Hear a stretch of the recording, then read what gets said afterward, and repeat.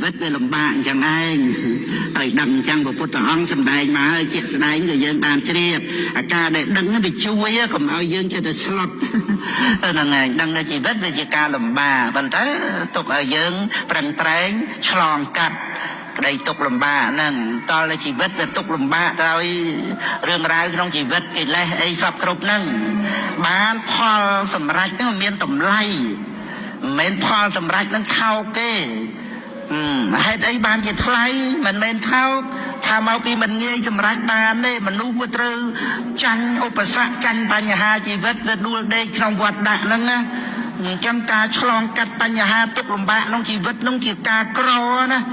đôiแต่ chlong បានបានឲ្យមានតម្លៃសម្បត្តិលោកកតរៈធัวដែលជាការឆ្លងរួចផុតបាននេះមានតម្លៃអញ្ចឹងយើងខំប្រឹងប្រែងឲ្យមួយអង្គដែរម្នាក់ដែរឆ្លងកាត់រឿងលំបាកយើងមិនទៅទាស់នឹងសេចក្តីលំបាកទេយើងព្រមតែព្រមនឹងជាកម្លាំងចិត្តមួយយើងព្រមឲ្យបញ្ហាវាទុកលំបាកអញ្ចឹងនៅក្នុងកំណើតជាមនុស្សរមុំ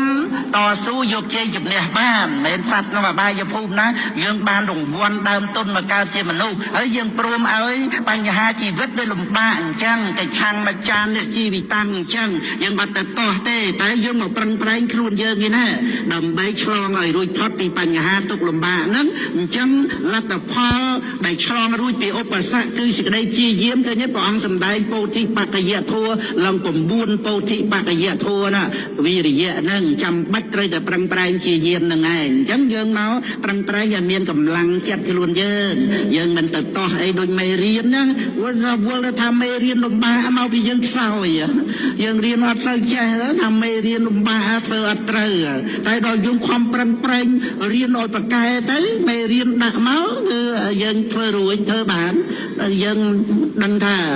វាលំបាកមែនសម្រាប់មនុស្សទូទៅប៉ុន្តែសម្រាប់យើងប្រឹងប្រែងយើងអាចធ្វើមេរៀននឹងបានហ្នឹងឯងយើងប្រឹងប្រែងខ្លួនយើងអញ្ចឹងណាយើងមិនទៅតោះជាមួយមេរៀនតោះជាមួយវិញ្ញាសាតោះជាមួយលោកគ្រូអ្នកគ្រូអីហ្នឹងឯណាតែយើងរៀនពូកែទៅហ្នឹងយ៉ាងណាមិញការដែលយើងប្រឹងប្រែងដើម្បីឈ្នះឧបសគ្គក្នុងលោកបញ្ហាកយោសពទុក្ខំជានិតេការអស់ទៅនៃបញ្ហាឈ្នះអស់សេចក្តីទុក្ខទាំងពួង